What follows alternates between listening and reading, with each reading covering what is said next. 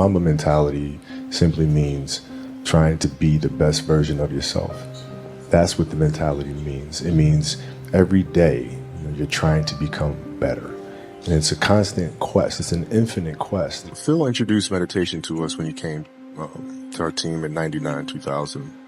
And it was something that I instantly gravitated to because I could see the effects. Right? When I used to watch, studying the games, the Bulls teams, and watching their demeanor, watching their composure, playing in a tough place in like Utah during the finals and being down 17, but everybody was like this. You couldn't tell if they were down 17 or up 20 or a tie game. It never changed. And I was wondering why the hell that is.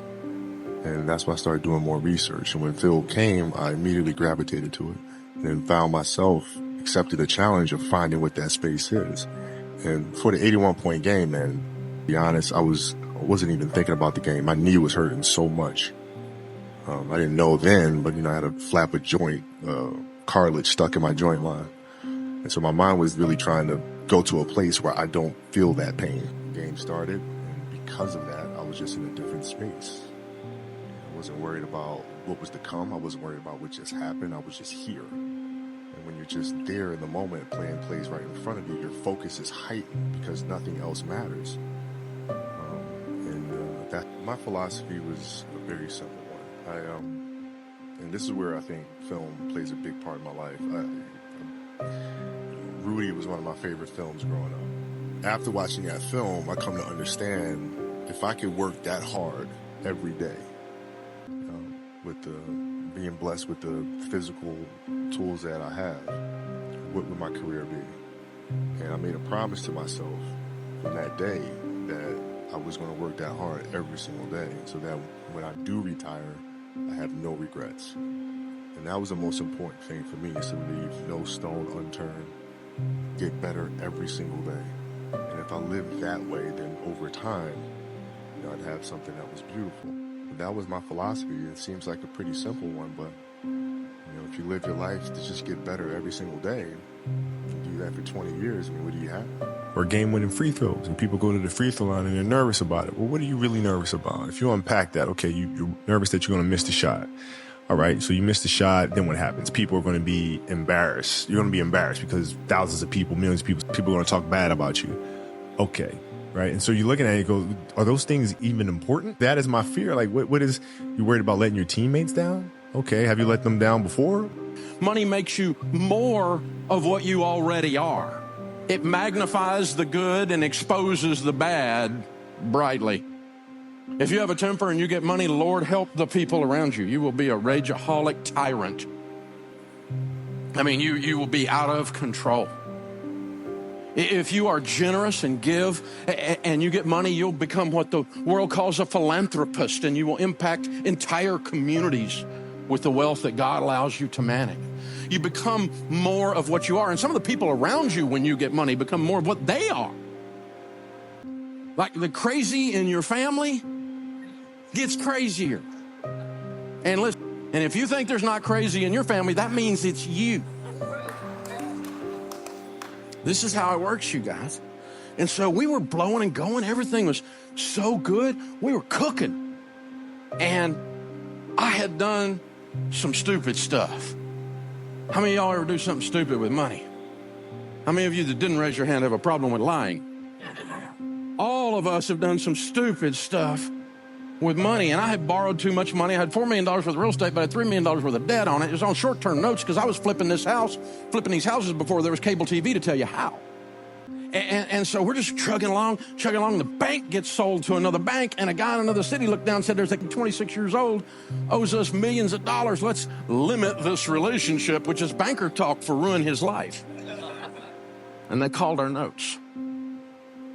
The short version of the story is we spent the next 2.5 years of our life losing everything we own. We were sued. We were sued so much, we're on a first-name basis with the guy with the sheriff's department bringing the lawsuit papers. Little pink slip thing, and Sharon's like making him cookies. Hey, Harold, how's it you doing today? Just good, Miss Sharon. Here's you another one. And so, I mean, it was just like coming at us like crazy.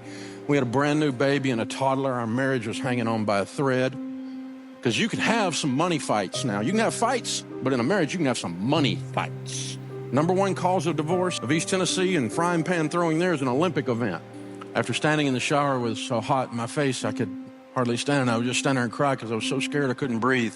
Year after year, month after month. Finally, we were bankrupt. So I met God on the way up, but I got to know him on the way down. And it changed everything. I had an I surrender all moment, and I'm not talking about a Baptist altar call. I think a lot of people think that like I'm crazy because like, dude, I just missed my first day ever of being at HQ this past weekend.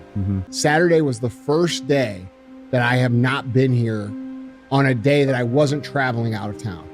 And people hear that and they're like, well, that's so unhealthy. Why would I listen to you? I don't want to be like you. You don't want to love what the f you do. You don't want to love it so much that you can't take a day off. You don't want to love it so much that, you know, it feels weird when you don't come in. You don't want to love it that much to where you don't ever feel like you're working. So you don't want to be like that. You know what I'm saying? Like, shut the cup. You don't know what you're talking about. Okay. So the reality is there's different ways to look at this problem. That's my problem. Okay. And it's quote unquote a problem. It's not really a problem because my whole family life and existence is built around that. So it's not a problem for me. Now, if you have a family and kids that demand your time and have all these other responsibilities, this could be a problem for that. All right. So you have to understand that you're going to have to take some time away from your video game, Johnny, and pay attention in real life. Okay. So like, that's what we're starting to understand. You know, it's not a problem unless you make it a problem. And if it's a problem for your family or your obligations, then all that is you have to look at it like, you know, you're playing this addictive video game that you used to play and it's time to get up and go to dinner right now. You know what I'm saying? Right. And you have to be able to understand that. You know, now there's another perspective. A lot of people do this because they do it out of fear. They are totally afraid that if they take a day off, that their entire business will crumble. And for those people, that's very dangerous. That's not a good place to live. And I think it's important for you all to understand that a day or two off once in a while is not going to crush you. And in fact, when you're in the beginning stages, the stages that are the hardest of your business, I think it's important that you understand that actually taking a day off or two will re-energize you and get you, you know, on the path that you want to go again. So there's all different ways to look at it. But I think that, you know, most of the time when we run into situations like this, it's because people are either desperate and they're totally afraid, or they're totally in love with what they do. So they don't, you know what I'm saying, take any days off. I think it's important in both cases to take some days off. You know, I'm going to do more traveling this year. That's something that I want to do. And the reason is because, dude, you know, every time I do travel, I am, even much as I like being here, I am even happier to be here when I come back. So it helps reset that bar as well. So I think there's all different kinds of ways to look at it. But ultimately, dude, here's what you guys got to understand.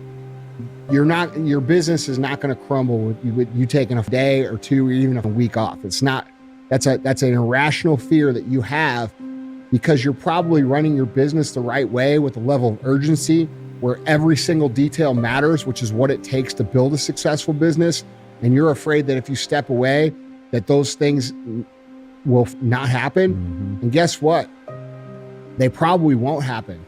The people probably won't hold your standard when you step out of the office.